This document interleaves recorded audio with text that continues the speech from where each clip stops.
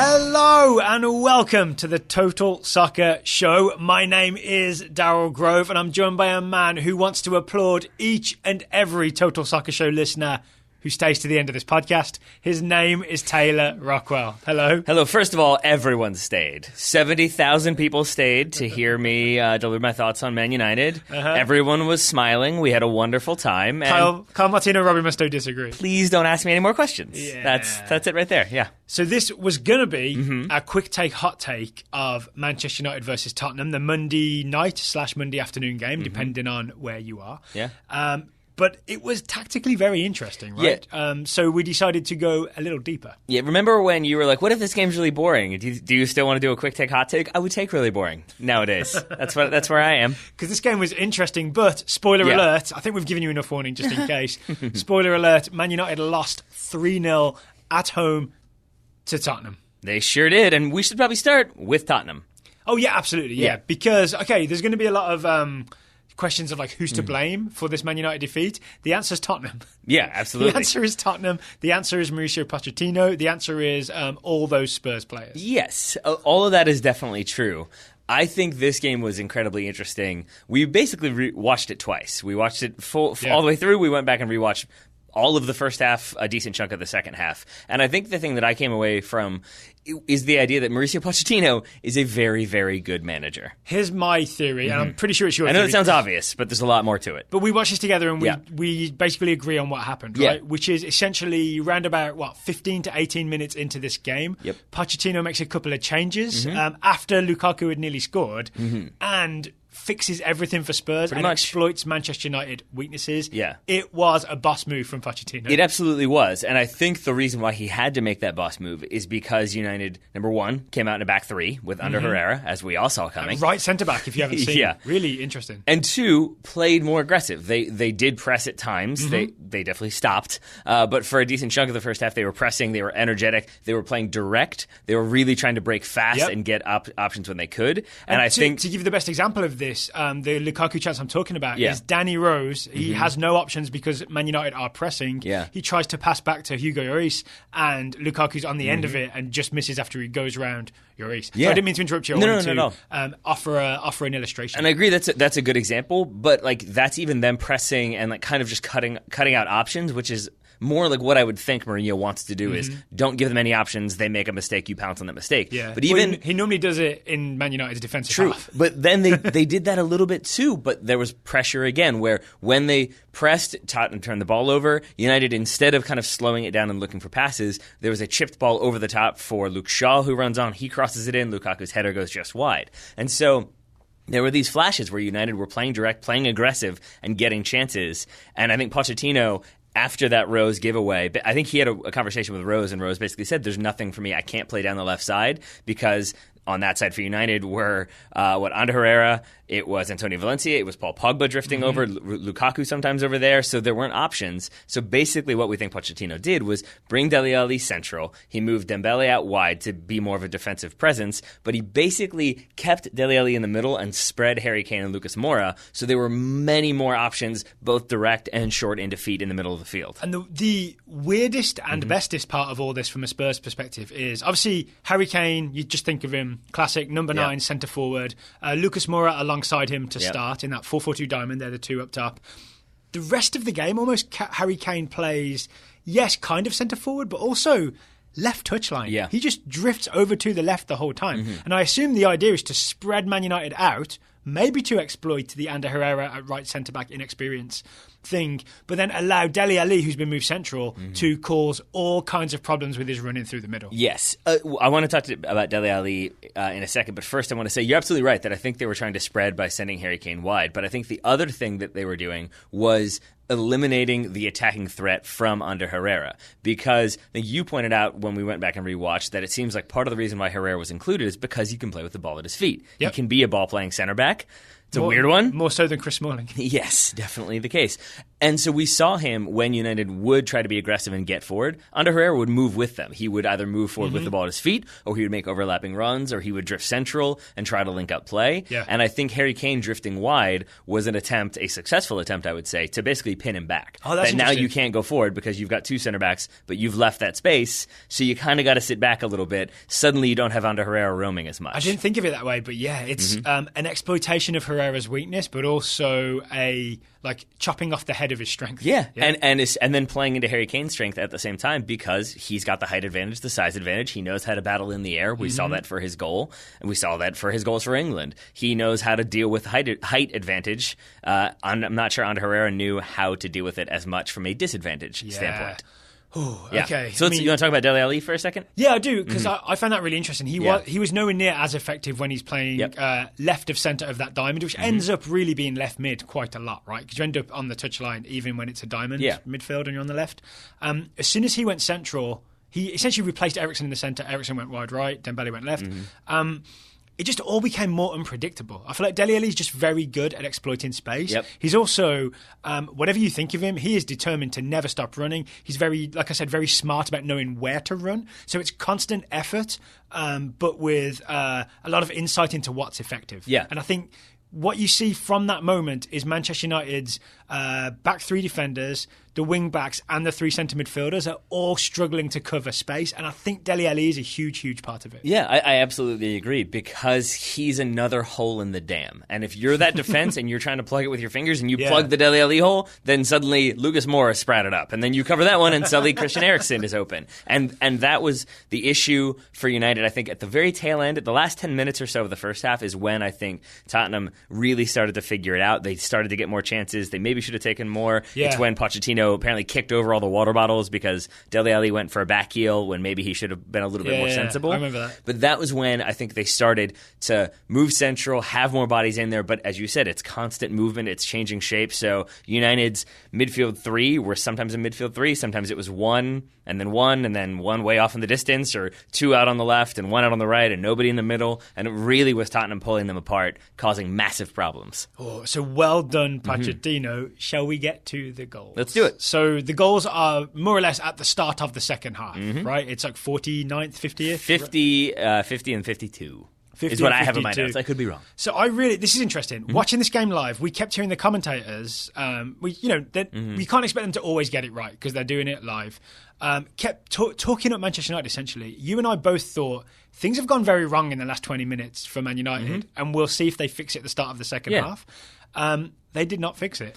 No. If anything, it got worse. I mean, I think if all you have to eat is gruel, like 3 meals a day for 7 days a week. Why are you bringing Christian Polanco into this? There you go. And then one day you get like a small piece of chocolate in that gruel. You're like, wow, what flavor, what variety. This is so exciting.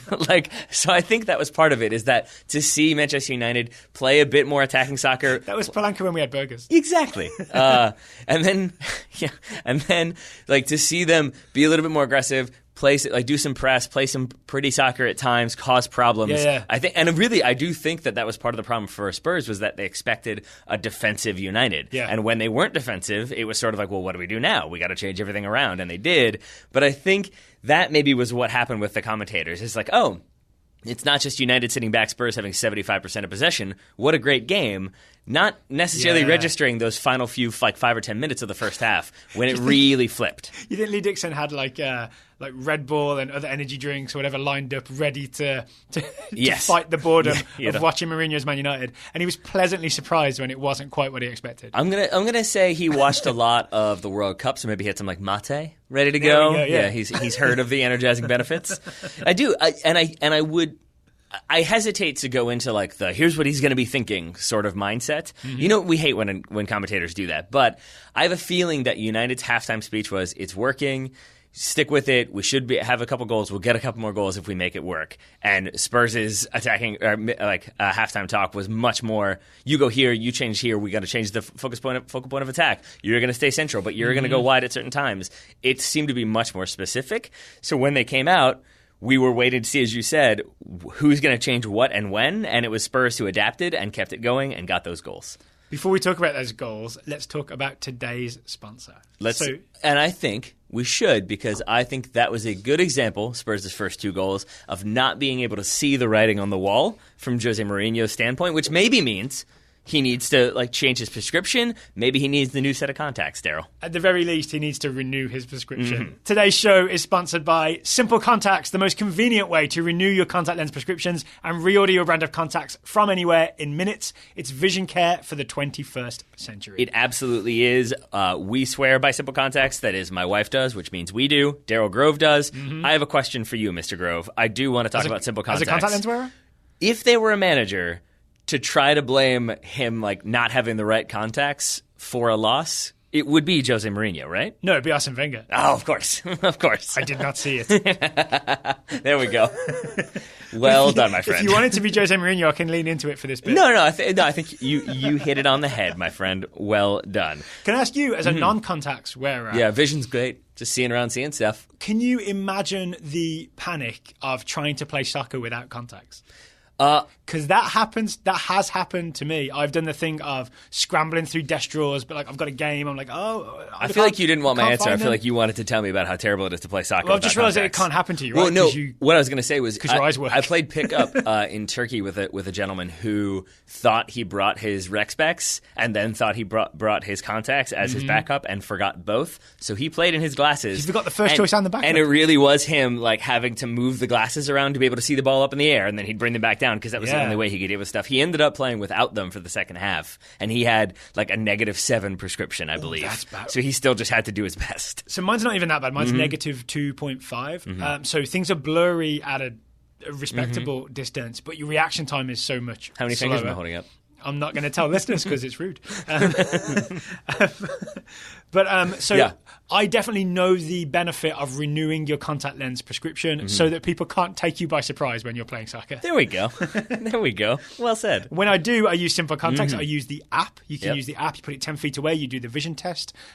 Or if my prescription is still in date, I can just reorder my contacts and they come really fast. They come. Have you ever seen me running around blind in the last few years? I have not. You'll find you have not. You can thank Simple Contacts for that. And say you're a manager who's now under fire and the word crisis is getting thrown around. You don't want to go out in public to have to get your prescription from your doctor or to go to the eye doctor to fill your prescription. You can now do it all online because Simple Contacts has you covered. So you go to simplecontacts.com/TSS20, simplecontacts.com/TSS20, and you get $20 off your order if you go to that URL or you use the discount code TSS20 at checkout. That's TSS and then the number 20, TSS20. Indeed, and if you need that vision test, as you said, Daryl, it's only $20, which is worth noting that if you don't have insurance, if you had to go to the eye doctor, it would be significantly more than that $20. I'm going to say if you do have insurance, it can be significantly more. I say that as someone who does have insurance and still has expensive visits to the eye doctor. And we should note at that point that this is not a replacement for your periodic full eye health exam, but it still is a way to get those contacts, not go in public, and not get yelled at by the media for maybe ruining an institution. Ooh. So we don't know about Mourinho's vision. We don't. But we do know that he was in trouble after this game. Yeah. But let's talk Mourinho later. Sure. Let's talk Spurs goals first. That first goal. So it's from the corner kick, right? Let's start with what Harry Kane does. I want to start with what Harry Kane does, then I want to work backwards. Okay, gotcha. Yeah? Let's do it then. So corner kick for Spurs in, the 50th minute? Yep.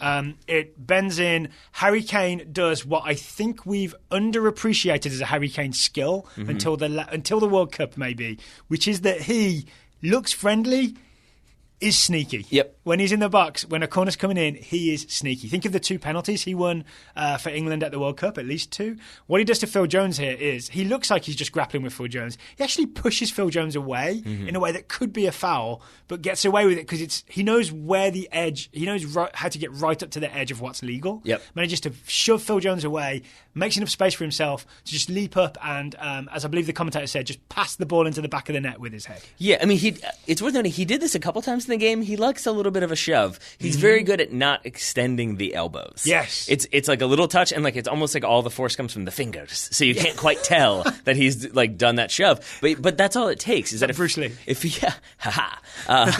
But if Phil Jones is caught in the mindset of, do I attack the ball? Do I defend the ball? Do I defend the player? And he's uncertain. Just that little bit of a shove that maybe setting him 1% the wrong way is enough that it makes it really difficult to come back. Harry Kane isn't wide open on this one. Phil Jones is close to him. It's just that now, because of that little shove, because of that little separation, and maybe the delay on Phil Jones's part, he's kind of half defending Harry Kane, half defending the ball. We're doing half of something, you're not doing 100% of anything. And he's doing 100% Phil Jones face as he turns around to watch what I guess Harry he's doing Kane that 100%, yes. He's always doing that 100%. Yeah. So credit to Harry Kane for knowing how far to go, how far you can push it without it being a foul, knowing those little techniques like keeping your arms straight so you don't end up with the extension. And I would say to that point, like, it's worth noting again, it isn't a foul in my opinion. Like, maybe if you wanted to call it harshly, but like that's the type of thing. Sneaky. Like, I am a Man United fan, and if I wanted to be petty, maybe I would try to make that argument, like, oh, it's his hands all over him. But really, no. Like, that's a part of the game. You've got to deal with it, and if you don't, then you go 1-0 down. Yeah, you do. The interesting thing to me is the sequence that leads to that corner kick that Harry Kane scores from is not quite identical, but I bet there's like 70% identical to the second goal. No, there's one big difference with the second goal, but we'll talk about that. Yeah. But essentially, it's Christian Eriksen finding some space down that right wing behind Luke Shaw, getting to not quite the end line, but getting down there, then cutting it back, right? The first one to win the corner is, I believe, Lucas Moura. The second one is to... I've forgotten who scores it. The second goal? Yeah. No, the first goal is Harry Kane, second goal is Lucas Moura. Oh, excuse me, yeah. First one cut back to Harry Kane, second one that is the corner. Third one is also Lucas Moura. Second one is cut back to Lucas Moura. Right. Why is there so much space down that right side? Let's start with the first goal. Sure. Well, so what United seemed to be content to do when they were defending was keep Luke Shaw deep, so it almost became that kind of back five, back four if it was Luke Shaw, but usually a back five. And that meant that Fred, the central midfielder, would usually have to go wide to cover whomever was out there, usually Kieran Trippier on that side. Yep. In this sequence, and what started to happen as the game progressed and United got a little bit more desperate, was you would still have Fred go wide, but you would have Luke Shaw not successfully fighting that temptation to drift forward and try to apply pressure too. I think anytime he saw Fred 2-on-1, Luke Shaw would be like, I should probably go help. And I think what happened was basically that Fred, I have to believe, I haven't seen any stats, I have to believe he covered, if not the most, then near the top for anyone in the game, and certainly for United, because he kept having to close that 20 yards, and then if the ball went back central, he had to sprint back 30 yards. And it would really, the heat map would be all the same area, but just running in circles in that area. And so I get Luke Shaw's inclination in that moment to like, all right, I'm going to go help my buddy. I don't want him to always have to do it. I'll go over there. We'll overload. We'll force them back, or we'll win the ball back. But he really doesn't have that awareness of where he is in relation to the end line, because you can play that ball in between Luke Shaw and the end line into the path of Christian Eriksen, and basically that's where that space comes from. Exactly that, right. So that's how Christian Eriksen gets down there, cuts it back to Harry Kane, as I definitely said very confidently earlier. No, he cuts back to Dele Alli. Dele Alli gets the shot that leads to the corner, that leads to the goal for Harry Kane. Oh, excuse me, okay. So Dele Alli is who it's cut back to the first time. That makes a lot more sense. And again, that's Dele Alli exploiting that central space after he's been moved into it. And this is where I would also say... Sorry, go ahead. I was going to say, I hope people had enough time to tweet at us and correct us. But I would say to your earlier point that these goals are very similar, like the build-up to the first goal. That's the confusing part, is that this isn't the goal, but it's the build-up to the set piece that led to the goal. Yeah. But all of these sequences and like runs of play are very similar to the second goal, except like in the second goal, it's Lucas Moura who kind of goes through and gets that cut back and shoots and scores. Yeah. In this sequence, it's like Dele Alli makes an almost identical run to Lucas Moura. Nobody really notices him. He's trailing him, isn't he? Yeah. I think Phil Jones thinks he's cut the option out, but he hasn't. Yeah. And so for this one, it leads to a corner. For the second one, it leads to a goal for Lucas Moura. But there's lots more happening with that second goal. So the other major thing I can think of that was happening is Chris Smalling and Phil Jones think they're playing an offside line, but Ander Herrera, their third centre-back partner, is 5 to 10 yards deeper than all of them, trying to mark Harry Kane. Yeah, I don't think this is just because I love Ander Herrera, but I don't put this on Ander Herrera. Really? Because I think Phil Jones stepped. I think he went to mark, I believe it was Lucas Moura is who he follows way out. Yes. So I would say that's even maybe Phil Jones' fault, that he's followed Lucas Moura a good 40 yards from his own goal. He's making the Luke Shaw mistake. He is. And then what happens, similar to Luke Shaw drifting, is I think he kind of realizes like, oh no, I am not where I'm supposed to be. and he's caught in a couple different worlds of, do I stay with my mark? Do I drop back and kind of hold the middle? Do I shift wide and try to cover across? And so he kind of does all three, but that leaves this uncertainty because now he stepped forward, so Chris Smalling then sees like, oh, my usual center back buddy, he's gone forward. I guess I should step too. Yeah. And I genuinely think it speaks to the confusion from United. I think he forgot he was in a back three. Oh, he definitely does, because he puts his arm in the air for offside. Yeah, he After never... the pass is played to Eriksen, and he would have caught Eriksen offside if not for Herrera deep. Yeah. Smalling raises his arm, and Phil Jones looks at the linesman as if to say, hey, where's the flag? Yeah, but I think this is where I don't, with all of that explained, this is why I don't put it on under Herrera, because if you're the center back, even if you call, hey, we're going to step, and then you sprint forward 10 yards, you've got to allow a little bit of a window for your partner in defense to think like, oh, yeah, okay, I'll go too. I mean, if we're talking Man United here, let's not point the finger of blame at any one defender. It's all three of them, right? Yeah. Phil Jones goes out too far. Chris Smalling steps until when Victor he shouldn't Lindelof have. comes in. Yes, you're and right. Herrera stays too deep. Yeah. All of this happens for the breakdown for the second goal. All right, so we've talked a bit about what Man United did badly defensively. Yeah. We've talked a lot about what Spurs did tactically and attacking-wise. The other angle to this, I think, is what Tottenham did in terms of shutting down Manchester United. Sure. And you said the magic words, Victor Lindelof. Yeah. The thing most people will remember about this game in terms of Victor Lindelof is at some point he tried a no-look pass back to David De Gea and left Dele Alli one-on-one with De Gea. De Gea makes the save, comes up big. But part of the reason Lindelof is forced into that terrible, stupid pass is the way that Spurs shut down Manchester United's options when they were passing out of the back. It's just they very clearly bait all of the options. That like Victor Lindelof does have Luke Shaw, but he also has, I can't remember who it was on the right-hand side there. I'm assuming Christian Eriksen was sort of like, yeah, go ahead and play it out there. We'll see what happens. Like he's just waiting for that ball to go so he can step in and cut it out. And to his credit, Victor Lindelof spots that, but really has no other options. And so I guess it's a no-look or a disguised pass back to David De Gea, but no one was thrown by that except for Victor Lindelof, and that's why Dele Alli is in. But it's Spurs not allowing the seemingly easy pass to be an easy pass and not allowing the hard pass to be on either. I think it's what Spurs do really well. I think you'll see this in any Spurs game, but I think it's worth pointing out, especially if you sort of not as savvy with what Spurs do, is they press, but not in the Liverpool way, right? They're not coming to win the ball off you directly.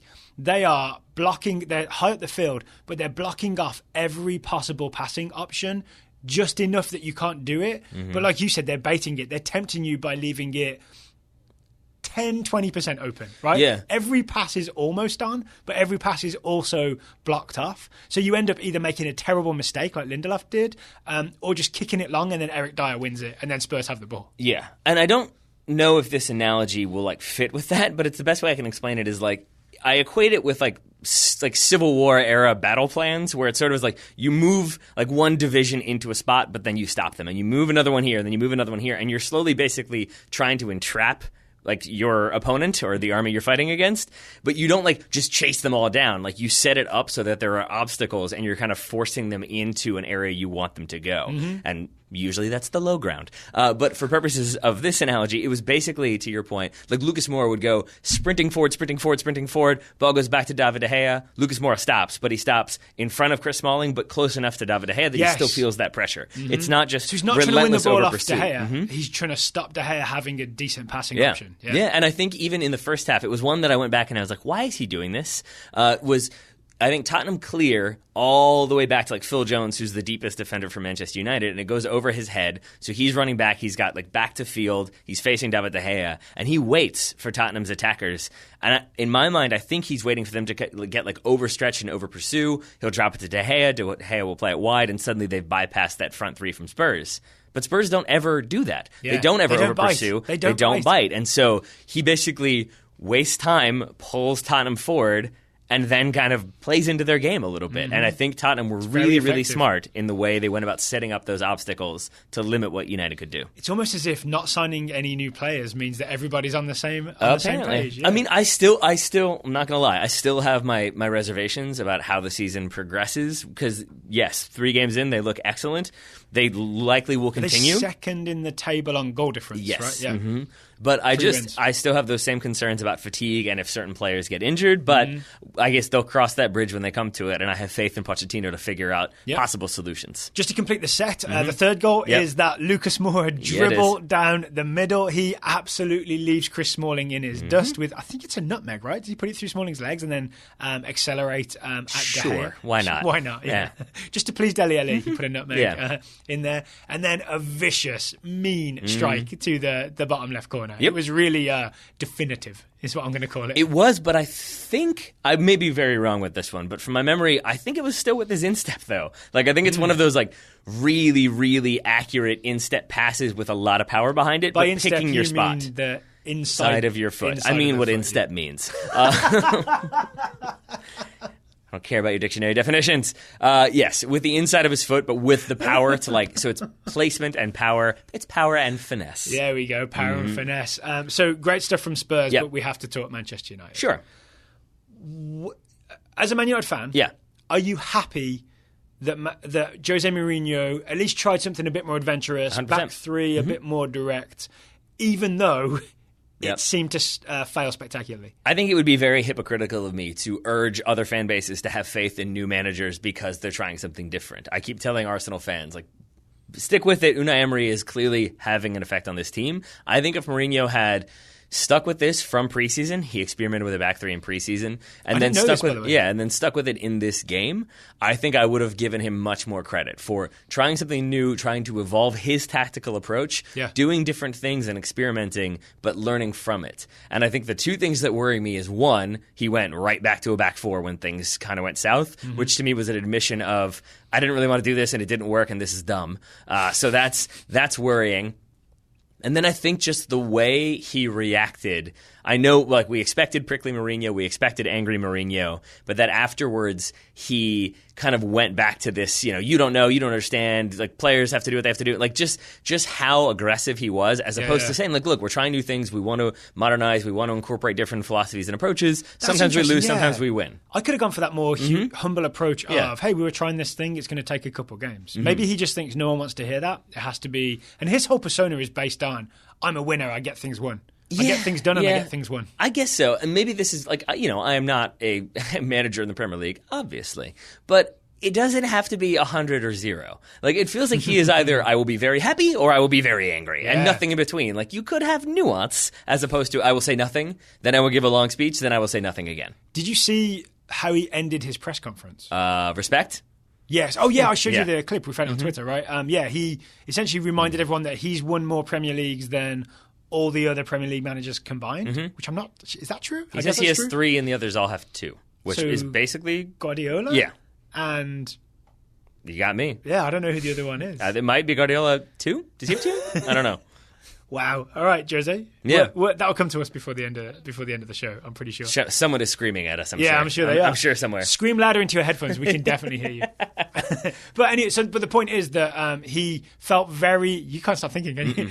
He felt very compelled to remind everybody what his reputation is and what his pedigree is. Pellegrini. Oh, of course. Manuel Pellegrini with Man City. There we go. Gotcha. He did. Again, I think that might be a little bit of Jose Mourinho play acting. I think it's why he applauded the fans. We had that question too. Why did he go over and aggressively applaud the fans? I think he's trying to set up a narrative of it's me and the Manchester United players and the Manchester United fans against the world. He's trying to adopt that siege mentality approach. I think so. I think he's definitely trying to get the fans on his side. I think Lee Dixon said that as well in the post-match. But I think it was also his way of saying, look, these people were here. They're real fans. They're in the ground. They're applauding what we did.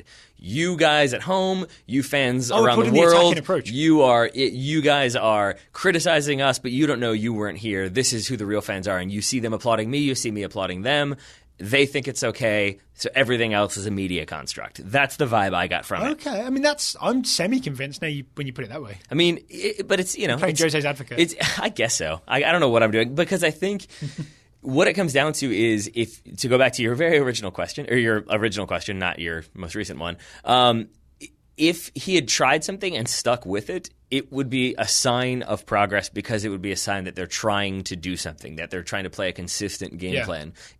For the life of me, I couldn't tell you what their approach is this season. Sometimes it's defensive, sometimes it's aggressive, sometimes it's press, sometimes it's not, sometimes it's sit deep, sometimes we play this guy here or this guy there, and it just feels like he's just trying stuff. One thing that really stuck with me from your interview with Carl Anka, the British writer, writes for The Athletic, Carl said that he felt that Jose Mourinho's attacking approach has always been sign a bunch of really good attackers and let them do their thing. And then he would have a defensive construct, but not really an attacking construct. Yep. And I think I saw that, after hearing those words from Carl Anka, I saw that a lot in this game. I saw a lot of just, I guess I'll cross. You know what I mean? I saw a lot of no fluid movement at all in the attack. And that's starting to worry me a little bit. Yeah, I mean... I'm not even a Man United fan. It just worries me to see very talented players not having an attacking plan. See, the frustrating thing for me, this is probably speaking as a fan, is if it were no fluidity and creative fluidity in the attack, that would be something. But it was there at times. There were moments when they spread the field and moved it around and caused problems and stretched Tottenham. That's based on the quality of the players, right? I think an attack with Lukaku as the central thing, he's always going to be able to connect things and make things happen.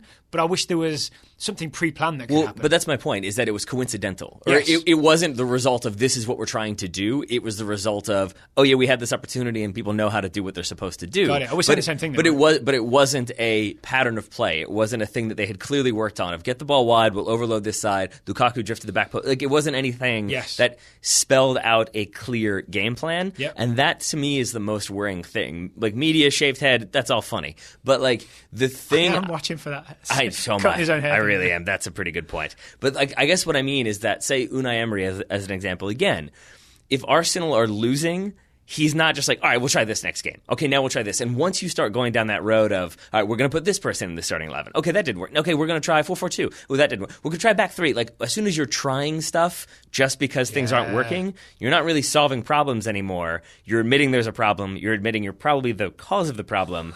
And then you're just trying a bunch of stuff. You're also saying I don't have a solution, right? When you're just throwing a bunch of solutions at the wall. Yep. All right, so the word crisis was used in the NBC Sports studio. Is the word crisis accurate? Are we looking at Mourinho getting fired? Or is this just one of those things where everyone panics a bit and there'll be a couple of good results in a couple of weeks and everything will be fine? I mean, I think there'll be a result next weekend and Liverpool will lose or Arsenal will lose and that will be the focus again.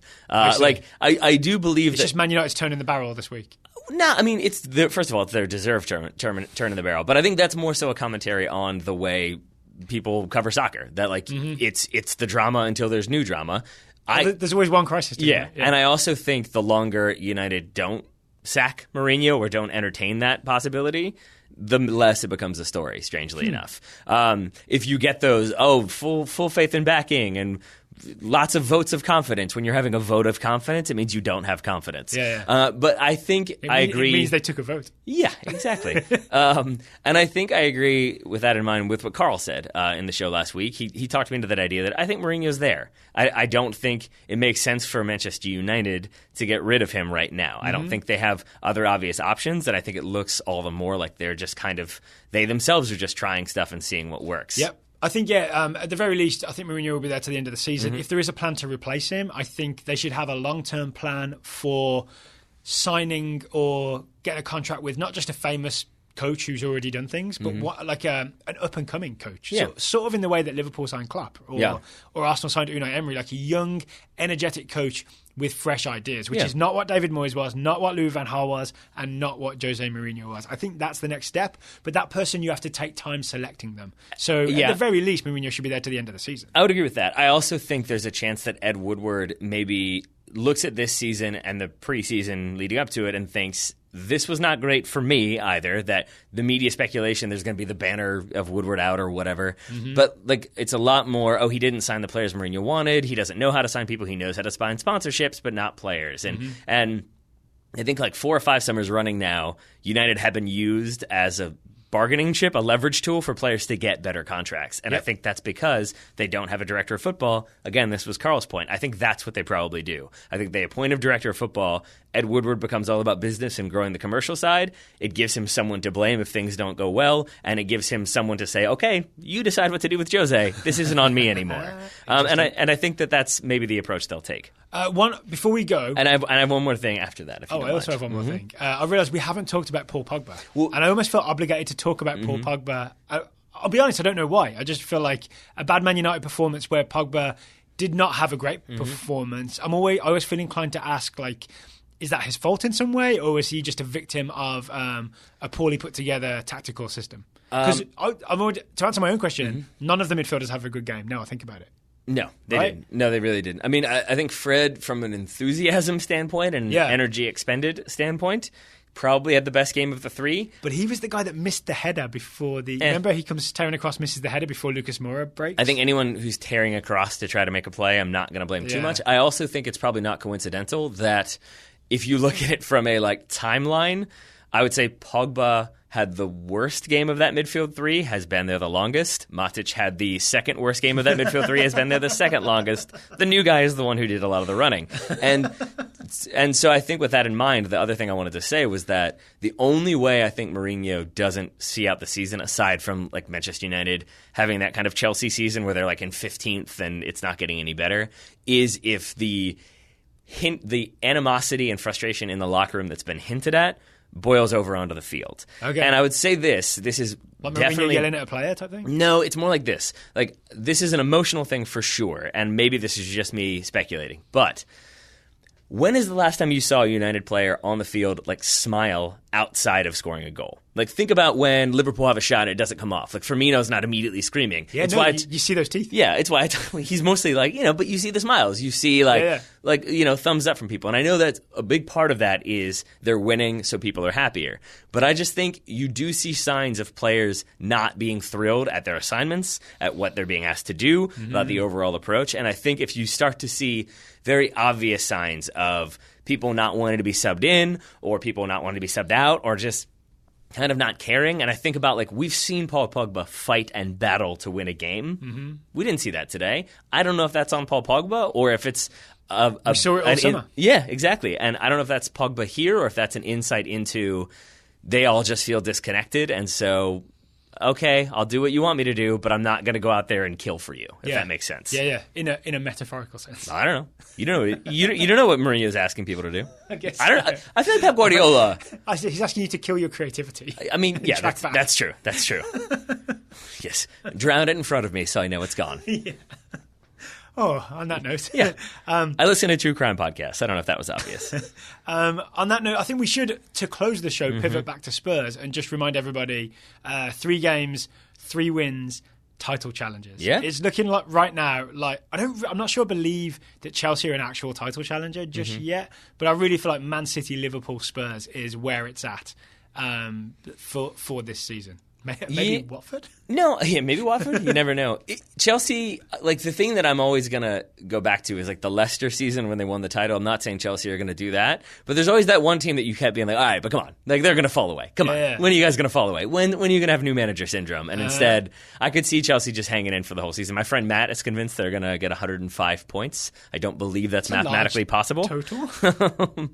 But is it mathematical? I don't think it is. 38 games. So 30 times 3 is 90. 8 times 3 is 18. Is 24. Wait, 8 times 3 is 24. Yeah. Sorry. Yeah. So there's 114. So you could do it. Yeah. Okay. There we go.